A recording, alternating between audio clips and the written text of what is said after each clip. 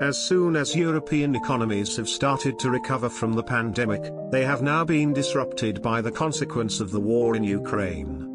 Beyond the human impact, inflation, driven by rising energy costs, is altering the outlook for housing industry in the coming year.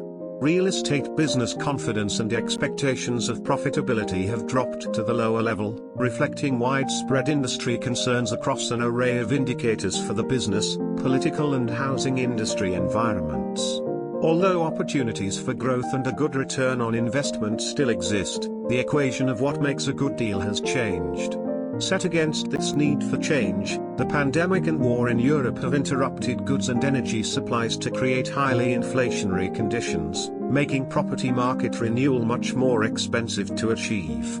Apart from that, climate change is regarded as the most important challenge for real estate over the next 20 years. Structural reaction to climate change is needed, as a result of demonstrating the failings of the existing stock.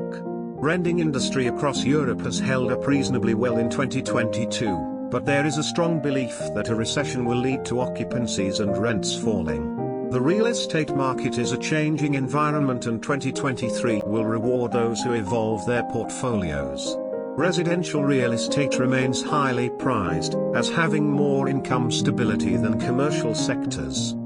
The property market, from construction to finance to operations, is making environmental, social and corporate governance concerns a part of business decisions. Real estate faces a major challenge, caught up in a violent change in demographics, climate change, technology and lifestyles. It is a challenge that involves changing the uses to which property market cherish while building in greater flexibility, so it can remain useful over time. Not to mention a transformation of its environmental sustainability and social impact. We are going through one of these great transitions in real estate sector, where a wide range of uses that were economically relevant for the past 30 or 40 years suddenly get changed by a shift in technology or demographics or some other factor. And that typically makes a lot of properties economic obsolete.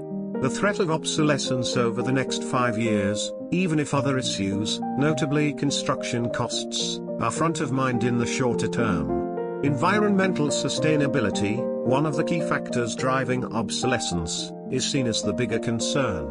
The implication is that while surging construction costs are seen as a temporary hurdle, it will be impossible for the property industry to overlook accelerating change in the demands, the increasing influence of regulators and the climate change policies. Part of the reason why obsolescence itself does not appear to be such a concern for 2023 may be due to uncertainty about exactly when its negative impact on values will begin biting. The theme of environmental obsolescence is partly driven by investors and partly by the decisions of the authorities. In the residential sector, for example, we are going to be unable to lease some flats based on energy performance certificate thresholds in 2026, but parts of the market have yet to wake up to that as a capital expenditures issue. There's creeping policy-driven obsolescence. The suggestion here is that there may still be a degree of denial in some parts of the industry. Valuations fail to reflect sustainability-related capital expenditures requirements. Environmental, social and governance standards will have a material effect on property valuations over the next 12 to 18 months. There is no sign yet of valuations energy inefficient, buildings decreasing, or at least not sufficiently.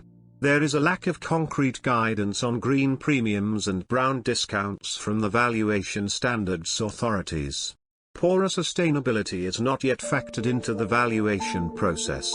Capital expenditures is to improve the quality of the asset without changing the use, transforming office grade B to grade A, or grade A to net zero.